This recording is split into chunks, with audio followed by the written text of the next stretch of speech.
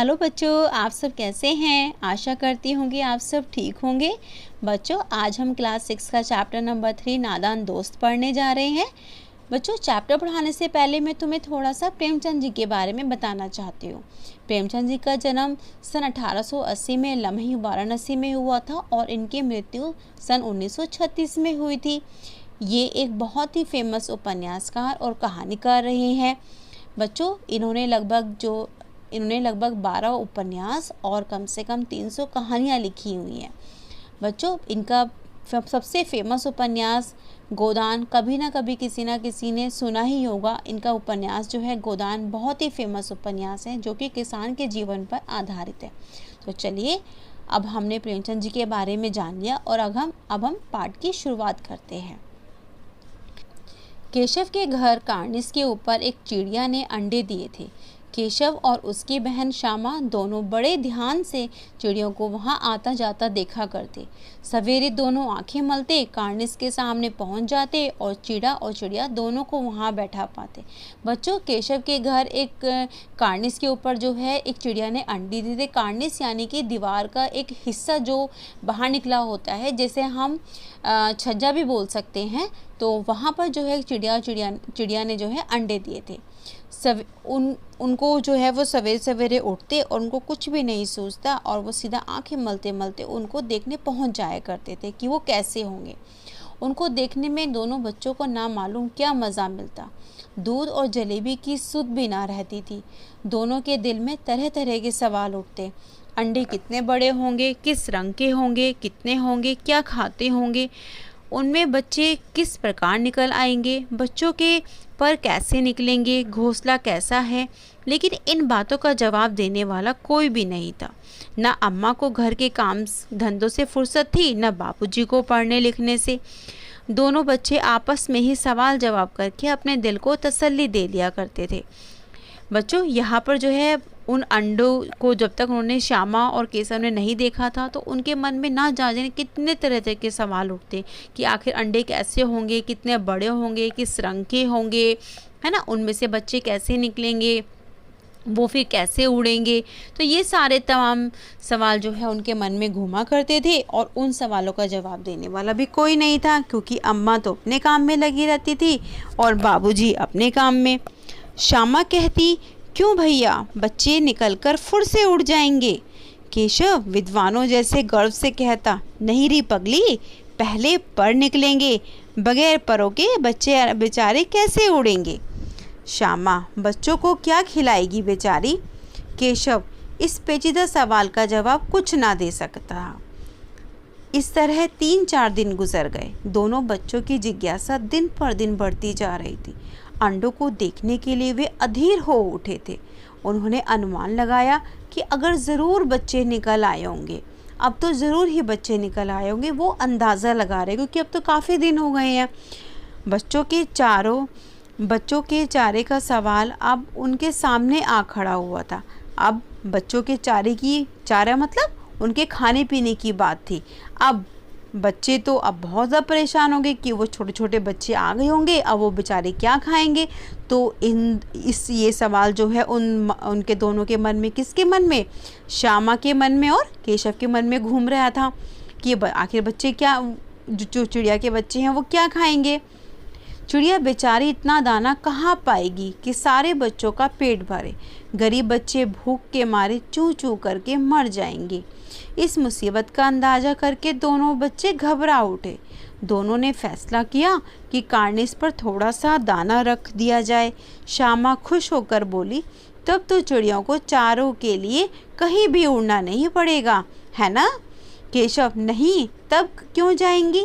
केशव कहता है जैसे कि वो सब कुछ जानता है और कहता है, नहीं, जब उनको चारा वहीं पे मिल जाएगा तो वो क्यों जाएंगी उड़ के।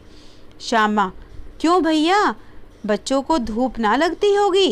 केशव का ध्यान इस तकलीफ़ की ओर ना गया था। बोला, ज़रूर तकलीफ़ तो हो रही होगी, बेचारे प्यास के मारे तड़पते होंगे, ऊपर छाया भी तो कुछ नहीं है। आखिर यही फैसला हुआ कि घोंसले के ऊपर कपड़े की छत बना दी जाए। अब दोनों ने क्या फैसला किया कि बच्चों को जो है धूप से बचाने के लिए कि इनके ऊपर जो है एक कपड़े की हम छत बना देते हैं और इनको जो है बच्चों को धूप नहीं लगेगी। पानी की प्याली और थोड़े से चावल रख देने का प्रस्ताव भी स्वीकृत हो गया, यानी कि उनके खाने के लिए थोड़ा सा पानी प्याली के अंदर और चावल के दाने भी रख देते हैं ताकि इन बच्चों को कोई भी परेशानी ना हो। दोनों बच्चे बड़े चाव से काम करने लगे इस पर। श्यामा माँ की आंख बचाकर मटके से चावल निकाल लाई। केशव ने पत्थर की प्याली का तेल चुपके से जमीन पर गिरा दिया और उसे खूब साफ करके उसमें पानी भर लिया। अब चांदनी के लिए कपड़ा कहाँ से लाएं? फिर ऊपर बगैर छड़ियों के कपड़ा ठहरेगा कैसे? छड़ियाँ खड़ी कैसे होंगी? अब ये सारे सवाल फिर से खड़े हो गए उन दोनों के सामने कि आखिर कपड़ा कहाँ से आएगा, फिर अगर हम कपड़ा लगा देंगे तो फिर वो ठहरेगा कहाँ पर।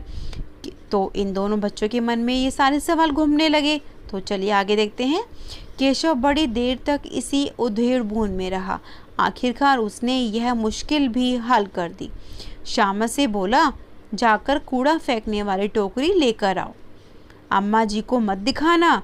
श्यामा, वह तो बीच से फटी हुई है, ऊपर उसमें से तो धूप जाएगी।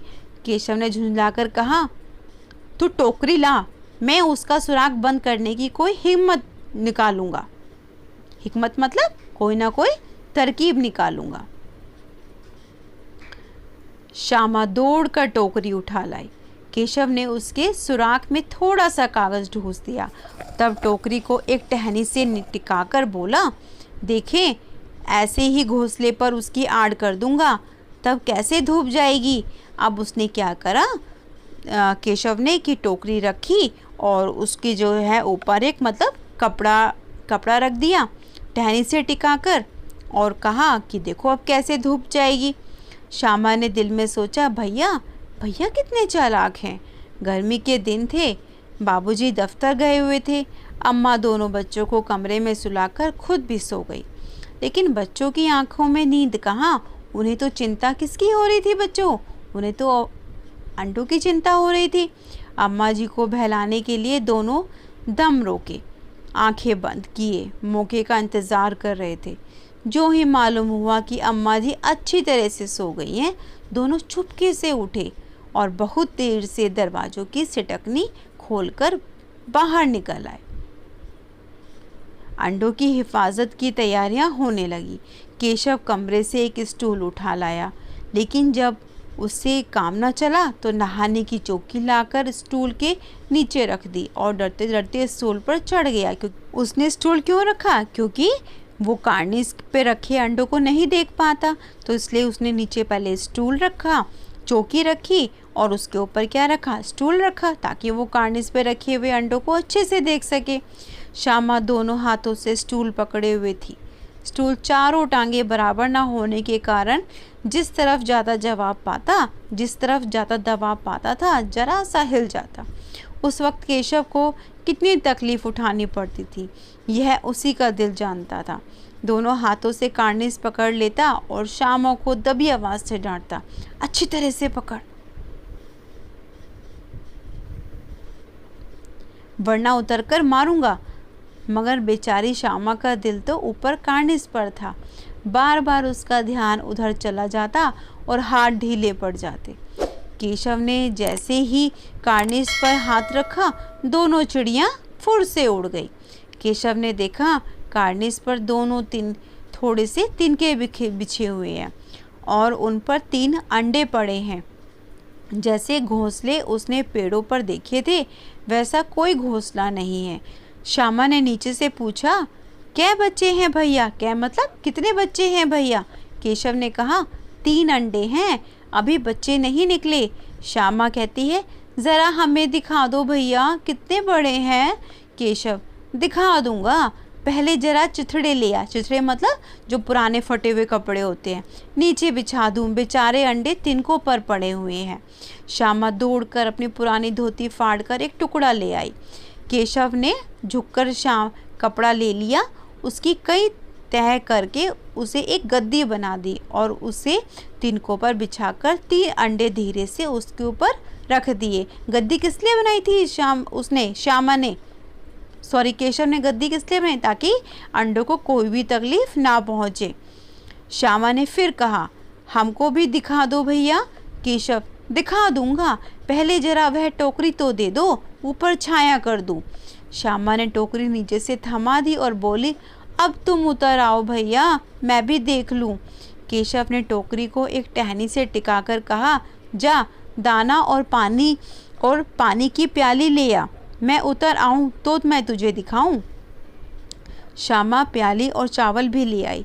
केशव ने टोकरी के नीचे दोनों चीज़ें रख दी और आहिस्ता से उतर गया, यानी कि धीरे धीरे से उतर गया। श्यामा ने गिड़गिड़ाकर कहा, अब हमको भी चढ़ा दो भैया। केशव, तू गिर पड़ेगी। श्यामा, ना गिरूंगी भैया, तुम नीचे से पकड़े रहना। केशव, ना भैया, कहीं तू गिरी पड़ी तो अम्मा जी मेरी चटनी कर डालेंगी, कहेंगी कि तूने ही चढ़ाया था। क्या करेगी देखकर। अब अंडे बड़े आराम से हैं, जब बच्चे निकलेंगे तो उनको पालेंगे। दोनों चिड़ियाँ बार बार कार्निस पर आती थी और बगैर बैठे ही उड़ जाती थी। केशव ने सोचा, हम लोगों के डर से नहीं बैठती शायद। स्टूल उठाकर कमरे में रखाया, चौकी जहाँ की थी और वहाँ पर ही रख दी। बच्चों, आज हम यहीं तक पढ़ेंगे और इसके आगे की कहानी हम अगले पार्ट में पढ़ेंगे। तब तक के लिए थैंक यू।